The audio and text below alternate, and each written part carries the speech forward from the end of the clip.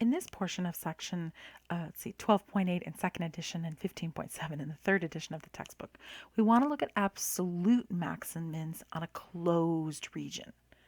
And that's a little bit different than what we've been looking at so far. So just a couple of reminders. A closed region has endpoints in 2 dimensions. So if you were looking at a 2-dimensional graph, which we have down here, it has endpoints. We'll talk about its corollary in 3 dimensions in just a second. But in 2 dimensions, it would have endpoints. Now, what do I mean by that? Okay, so you can see over here, there's the end, and over here, there's the end. And so the region that we're looking at, the interval that we're looking at, goes from this value on x to this value on x. And we're looking in that region. That's our region R that we're looking at.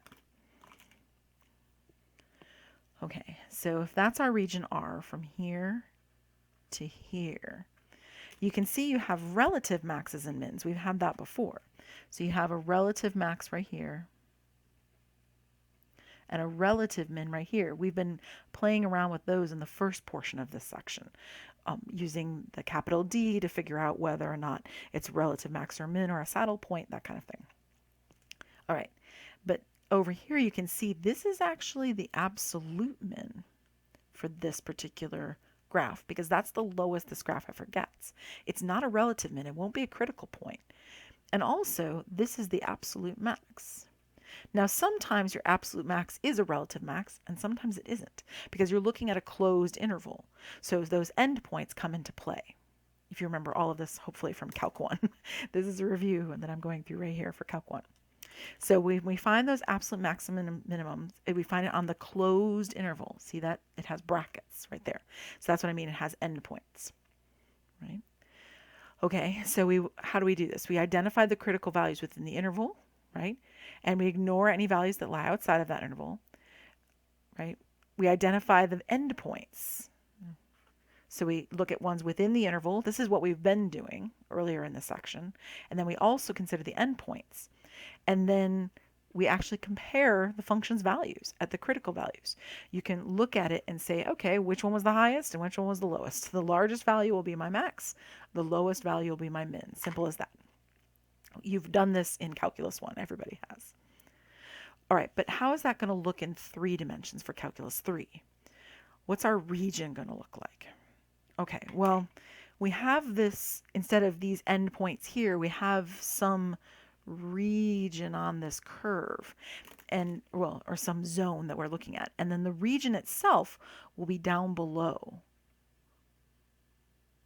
kind of a shadow that is cast by where we're trying to consider. I'm sorry, that's not the best shadow, but you hopefully get what I mean. Okay, and it'll be this kind of boundary, like that. All right, so the critical values, instead of looking within that interval, we're going to look within that R, that region. And we're going to find the absolute maximum mins on that region. That region being that shadow that's cast by the surface for this portion of the surface down onto the XY plane. It doesn't have to be the XY plane, by the way, but it almost always is. It's the most common way to interpret these. All right, so we find our critical values within that region. This is what we've been doing, right? So the critical values within the interval, that's what we've been playing with. These were 1-dimensional, these are 2-dimensional. This is what we've been doing earlier in the section. 12.7a, or if you're in the 3rd edition, 15.7a, right? That's what we've been doing. Or 12.8a, sorry. All right, so you find your critical points, you find where your f sub x is equal to f sub y, which is equal to 0, and then that's your critical point, and you ignore anything that's not within the region. But now we're also going to find points on the boundary of R. So critical values found by substituting the equation of the boundary of R into that function. And you're also going to look at any corners. That's new. There can be corners, and we will look at those. This particular region I drew up above does not have any corners, so there's nothing to look at right there, but you'll see when we get to an example. And then you're going to make a table, and we would do that in Calculus 1. We would make a table of all these values and substitute them in, and you're going to do the same thing here. You're going to make a table, you're going to substitute any critical points. The largest value will be your max, the smallest value will be your min, just like it was in Calc 1. Now this all makes a lot more sense when we do an example. So let's do an example, shall we? We want to find the absolute maximum and minimum values of f of xy equals x squared plus y squared minus 2x minus 2y on R, the triangular region, with vertices 0, 0, 2, 0, and 0, 2. So there is some surface up in the air, and we are looking at the shadow of a portion of that surface that is cast down onto a triangle, right? A triangle that has points 0, 0, 2, 0, and 0, 2. So that is the region we are going to look at. It's going to be a triangle. Sorry, I have to tilt my page that way. It's the only way I can do that. Okay, that is my region R. My region R is in here. Okay, lovely. And as you can see, we have corners, right? All right, so step one, by the way, step one is to draw R. Done. Okay, so we've drawn R. That's lovely. We're going to do a little bit more with that graph, but let's leave it for right now. Step two, we want to find critical points in R, right, within that boundary. All right, not a problem. So let's find some critical points. So this is what we've been doing before. So we need f sub x, right, and f sub y. Well, f sub x is 2x minus 2. F sub y is 2y minus 2. And so a critical point would be when f sub x is equal to f sub y, which is equal to 0. So that would mean both 2x minus 2 equals 0 and 2y minus 2 equals 0. So this is going to be pretty easy because there's only one x and one y. So this will mean x is 1, this will mean y is 1. So our critical point number 1 is 1, 1. Now I say number 1 because we're not done. In previous portions, when we were doing an open interval, right, for the first portion of the section, that was fine, and we would be done and we would go work on the little table and all that jazz. But now we have other values to consider. So now we need to find the critical points on the boundaries. So that'll be step 3. We want to find critical points on the boundaries.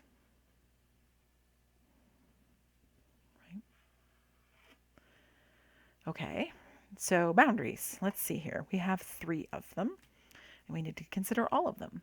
So let's consider this one to be boundary A. Let's see, this one down here to be boundary B. And this one over here. Oh, I can't do it. Sorry, I have to tilt my page. That's boundary C. Okay, so let's look at boundary A.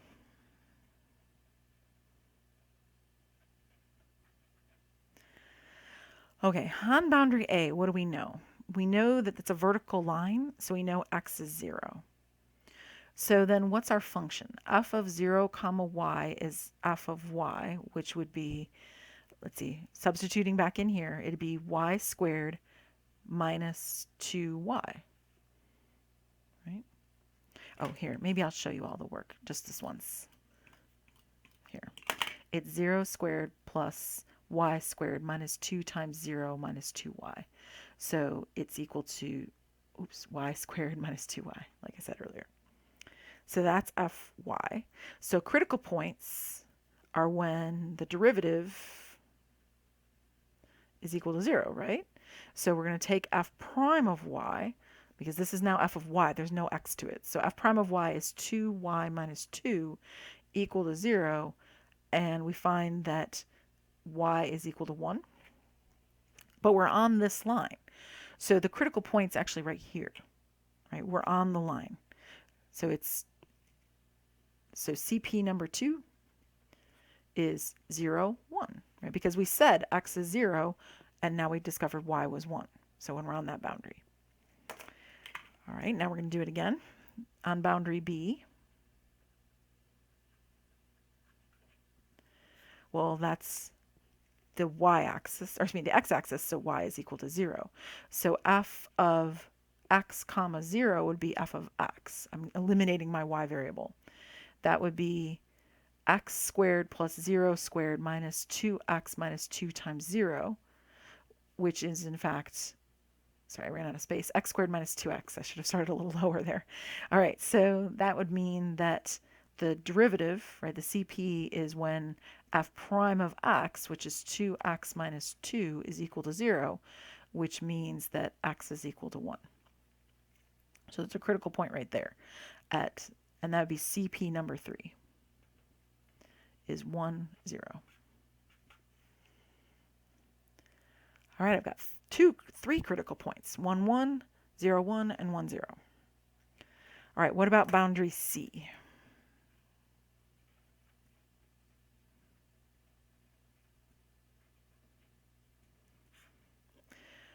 All right, well, boundary C is a little bit trickier. You have to kind of figure out the equation of that line, and that's not as easy to do as the other two were.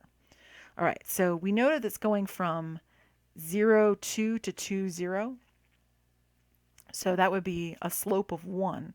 So this is 2, right? Y equals 2 take away x, right? 2 take away 1 gets you down here, right? Y equals mx plus b. So my slope is negative 1 and my y-intercept is 0, 2. Although it doesn't look like a 2, it's a 2. All right, so let's see. This would be y equals 2 minus x.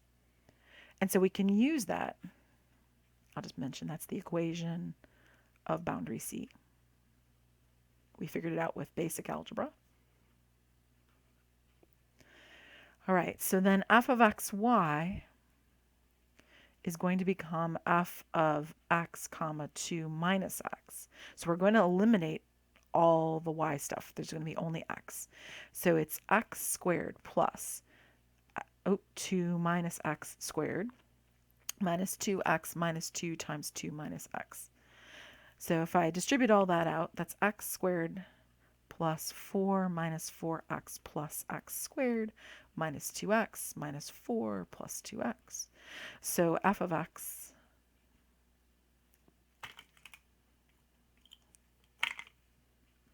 because that's the only variable I have left, is, let's see, x squared and 2, so that's 2x squared.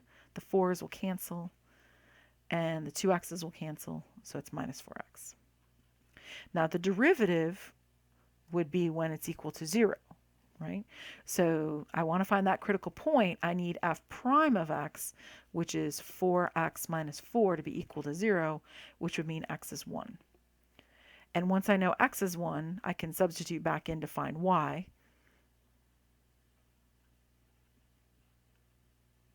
Right. Oop, back to the equation, 2 minus x, sorry. Y equals 2 minus x, so it's 2 minus 1, which is 1. Okay, so CP number 4 is actually the same thing as it was before. It's the same as CP number 1. If you're paying attention, you realize that number 1 is right there. It's right on our equation of our line. So it's 1, 1. So that's no problem.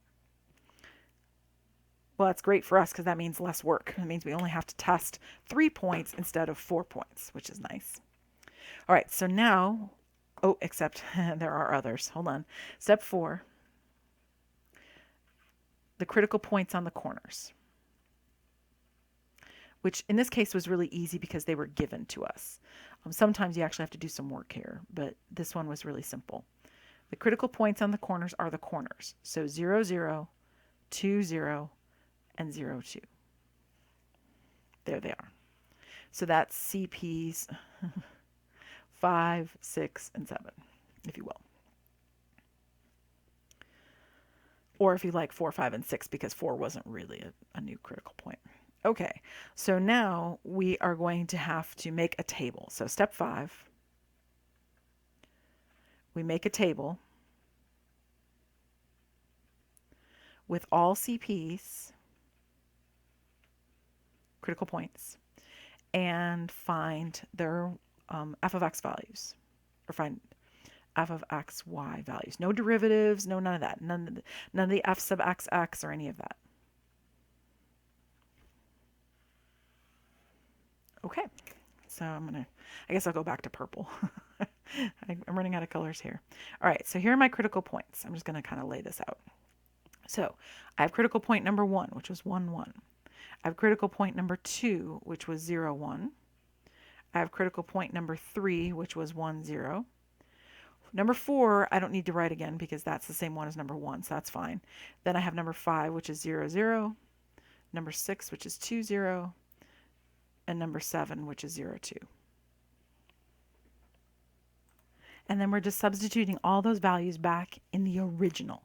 You're going into f of x, y, which is the original function. No derivatives, no nothing. And you're going to find those values. And then down here we'll have a conclusion in what little space I have left. Okay, so take 1, 1 and plug it back into this original function. 1 plus 1 minus 2 minus 2. So that's 2, take away 2, that's gone, and so it's negative 2. So this value is negative 2. And of course you're welcome to, use Maple, use Desmos, use a calculator, whatever. I'm just doing this in my head. 0, 1 would make these two pieces go away. It'd be 1 minus 2, which is negative 1. And by the same token, this is negative 1. And then when you put 0 in, the whole thing is 0. So that's easy. 2 comma 0.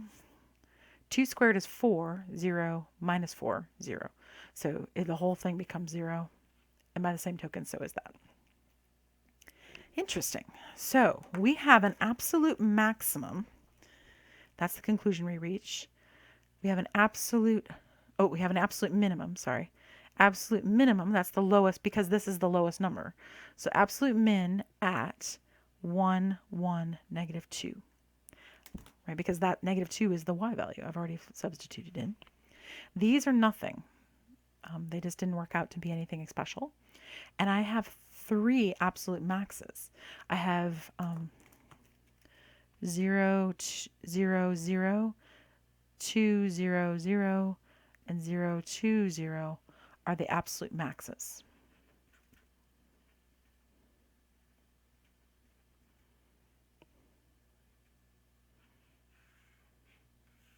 Interestingly enough.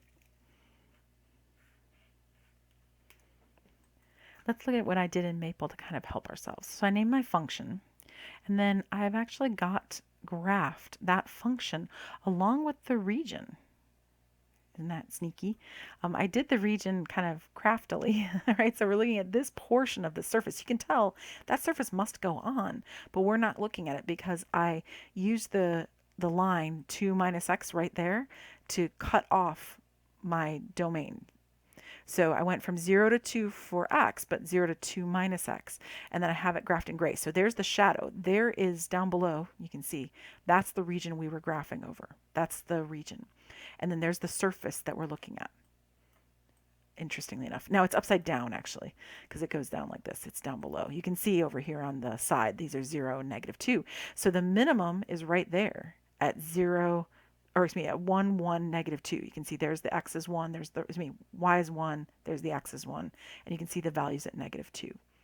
And then you can see the maximums happen right there at 3 points where it's touching. 0, 0, 0, 2, 0, 0, and 0, 2, 0. And I also, of course, used Maple to help myself just a little bit with finding some derivatives, but that was not necessary. That was just for fun. But the graph, interestingly enough, backs me up, which I really like. On that side note, this is a nice little technique for graphing. We'll use this a lot in this course. So being able to cut off your domain and also being able to cast your shadow that we're interested in below our surface, or in this case above our surface, is a very nice little handy skill to have. So you may want to play with that.